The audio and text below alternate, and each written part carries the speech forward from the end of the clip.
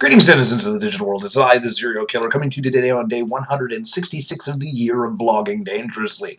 And today, well, I'm going to talk to you about paranoia. It's kind of a sad state our world has got into when every parked car is assumed to be something that could be dangerous. Well, not every parked car, but in the heightened state of awareness, where the police tend to and can overreact quite heavily to things, such as the case in London, England this year. Today. As London ramps up for the Olympics, of course, terrorism becomes a concern because, there are douchebags on the planet that will try and do things to make everybody afraid. And what bigger target is there than the city that the Olympics, the greatest celebration of sport on the planet, is being held in? And so, yes, a little bit of paranoia is understandable, but at the same time, sometimes there's things just taken too far. A tourist in London, a man named Nima Hosseini Razi, was visiting from Wales, where he's attending university at this point in time. He's studying his first master's in business, I guess it is. He's taking his MBA, and he's up in London seeing the sights because he's never been to London before, so he goes to see the sights. He rents a car, Ford Mondeo. It's a rented car that he's, driving around town, and it breaks down. Now, everybody's had this shit happen before, of course, right? And he was close to the House of Parliament in Westminster Abbey, but he's broken down. He can't really control that. So what does he do? He calls a repairman, gets a time. I guess it was going to be a while, so he decided to do some sightseeing. And he leaves a note, and the note read, and I'm going to read it, for what the note was. Dear Sir or Madam, this car is broken. I am waiting for the AA to arrive. I'm assuming that's automotive assistance to arrive. Please do not fine. Thank you. Yours sincerely. And he left his name.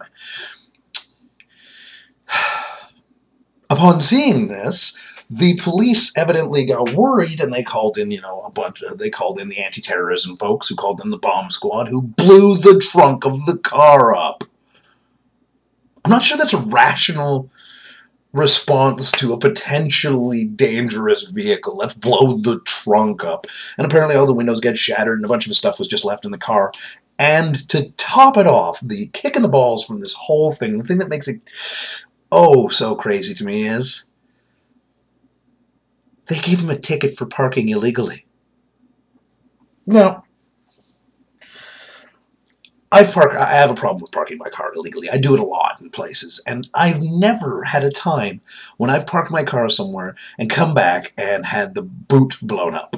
But oh my God, I could just imagine if that happened. I've seen cars parked ridiculously illegally in all sorts of places, and never have I thought, hey, that's a terrorist car. You should blow it up. I don't know. Is that a rational response? Do you think so? I'm not sure it is. I think it's a sad thing that people have to think that is, that there is somebody whose job it is to think, oh my God, that could be a terrorist thing. Now, I mistakenly thought earlier that it was a case of where he had left a number for them to contact him at if he was not there. And someone did very rationally point out to me that that could be a very obvious trap. The cop goes to call the guy, the detonator on the C4 in the trunk of the car blows up, and goodbye cop. But at the same bloody time, it's sad that state has to appear, that anybody has to think that way. Anyway, I've, as usual, been the serial killer. If you have questions, comments, concerns, or death threats, you know where to send them. Put them in the comment section below.